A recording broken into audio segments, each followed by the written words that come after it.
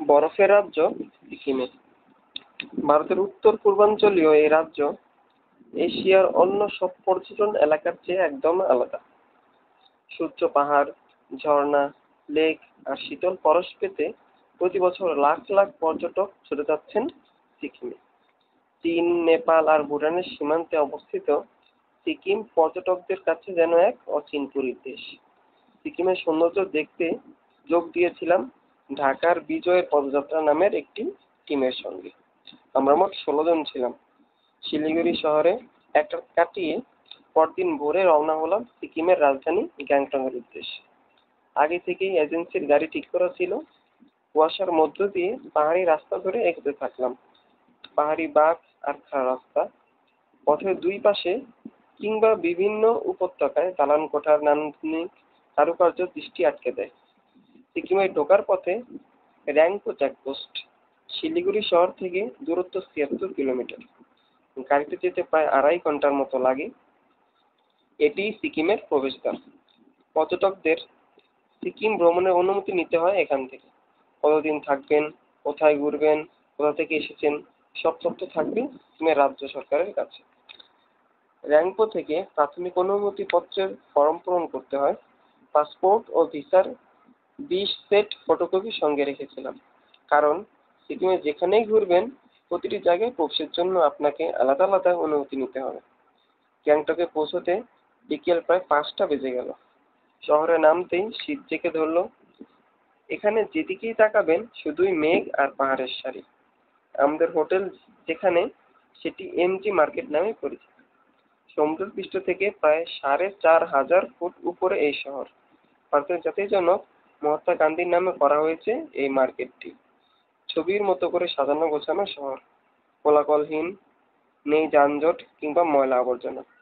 রাস্তার কোথাও এক টুকরো টিস্যু পেপার কিংবা কাগজ পড়ে থাকতে দেখবেন না। প্রকাশ্যে ধূমপান তো রীতিমতো দণ্ডনীয় অপরাধ। শহরের কেন্দ্রবিন্দুতে প্রায় ৩০ ফুট উচ্চতার মহাত্মা গান্ধীর স্মৃতিস্তম্ভ।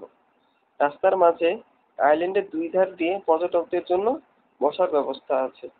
এমজি মার্কেটে সব ধরনের পণ্য মেলে, তবে দাম বেশ চড়া। গ্যাংটকের সোনালী বিকেল কিংবা সকালের সৌন্দর্য দেখতে শহরের প্রাণকেন্দ্রে রয়েছে শুধু কারের ব্যবস্থা। এতে চড়ে শহরের দৃশ্য না দেখলে গ্যাংটকের আসল সৌন্দর্যটাই মিস করবেন।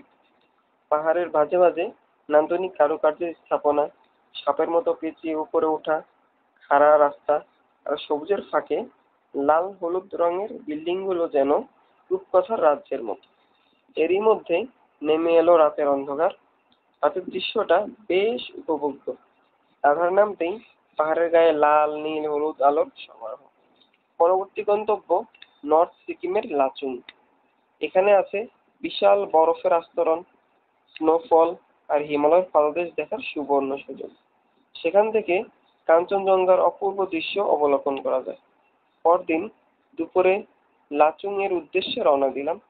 সমুদ্রপৃষ্ঠ থেকে ৯,৫০০ ফুট উঁচু লাচুং। গ্যাংটক শহর থেকে দূরত্ব ১১৫ কিলোমিটার। জিপে চড়ে যেতে লাগে ৫ ঘন্টার মতো। খাড়া পাহাড়ের উচ্চতায় এই পর্যটন স্থাপনায় পৌঁছতে প্রতি মুহূর্তে গায়ের লোম খাড়া দিয়ে উঠবে। পাহাড়ের উঁচু নিচু সরু রাস্তার বাঁক রীতিমতো এক মরণ ফাঁদ। চালকের একটু ভুলেই চলে যেতে পারে আমাদের প্রাণ। লাচুং প্লাস্টিক ফ্রি জোন, তাই পলিথিন কিংবা প্লাস্টিকের কোনো পাত্র থাকলে তা চেকপোস্টেই ফেলে যেতে হবে।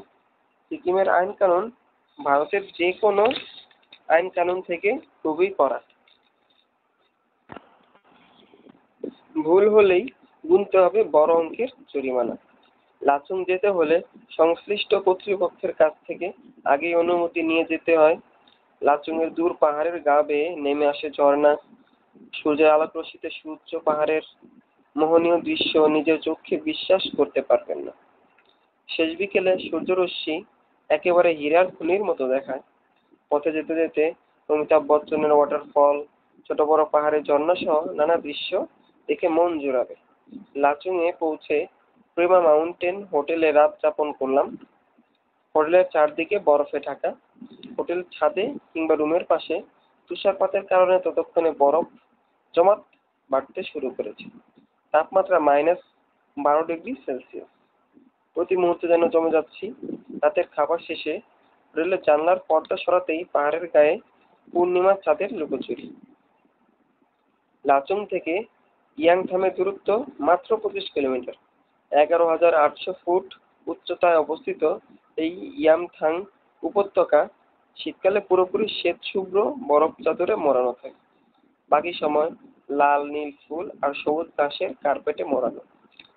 Yumthang valley valley of flower অর্থাৎ ফুলের উপত্যকা নামে পরিচিত। ফেব্রুয়ারি মাসের শেষ দিকে কিংবা জুনের শেষ সময়ে এখানে পুরো সময় জুড়ে পাহাড়ি ফুলে ভরা থাকে। রাতটা লাচুংয়ে কাটিয়ে পরদিন সকালে ইয়ামথাং ভ্যালির উদ্দেশ্যে যাত্রা শুরু করলাম। কিন্তু ভাগ্যমন্দ, তীব্র তুষারপাত আর নিরাপত্তাজনিত কারণে কর্তৃপক্ষে অনুমতি মেলেনি। লাচুংয়ে যাবেন আর বরফ দেখবেন না, তা কি হয়? কাটাওয়ে খেলবেন, বরফ ছোড়াছুড়ির খেলা। লাচুং থেকে কাটাওয়ে দূরত্ব মাত্র 28 কিলোমিটার। ইয়ামথাং যাওয়ার উদ্দেশ্যে অনুমতি না মেলায় রওনা দিলাম কাটাওয়ের উদ্দেশ্যে। রাস্তার দুই ধারে বরফের স্তূপ আর দূরে বরফে ঢাকা পাহাড়গুলো দেখলে মনে হবে আপনি সুইজারল্যান্ডে এসেছেন। কাটাওয়ে গিয়ে মেতে উঠলাম বরফ ছোড়াছুড়ির খেলায়। তবে সাবধান, হাঁটতে হাঁটতে একটু বেখেয়াল হলেই পা পিছলে পড়ে যেতে পারেন, কারণ পিচের উপর বরফের আস্তরণে হাঁটার সময় নিজেকে নিয়ন্ত্রণ করা খুবই কঠিন। এছাড়া বরফের কারণে কোথায় খাদ রয়েছে তাও বোঝা যায় না। লাচুংয়ে এক রাত যাপন করে আবার ফিরে এলাম গ্যাংটকে। পরদিন সকালে রওনা হলাম পূর্ব সিকিমের সাঙ্গু লেকের উদ্দেশ্যে। এই লেক দেখতে বিভিন্ন দেশ থেকে লাখ লাখ পর্যটক আসেন। গ্যাংটক থেকে সাঙ্গু লেকের দূরত্ব 40 কিলোমিটার। সমুদ্রপৃষ্ঠ থেকে উচ্চতা 12,313 ফুট। শীত মৌসুমে লেকের পানি পুরোপুরি বরফ হয়ে যায়। এছাড়াও বিভিন্ন মৌসুমে এ লেকের পানি নানা রং ধারণ করে। স্থানীয় বৌদ্ধ ধর্মাবলম্বীরা বিশ্বাস করেন সাঙ্গু লেকের পানি নানা ধরনের রোগ ব্যাধি সরাতে পারে, যে কারণে প্রতি বছর নির্দিষ্ট একটি সময়ে স্থানীয় লোকজন সেখানে ভিড় জমায়। লেকের অপরূপ সৌন্দর্য দেখার পরই শেষ হলো আমাদের সিকিম অভিযান। ধন্যবাদ।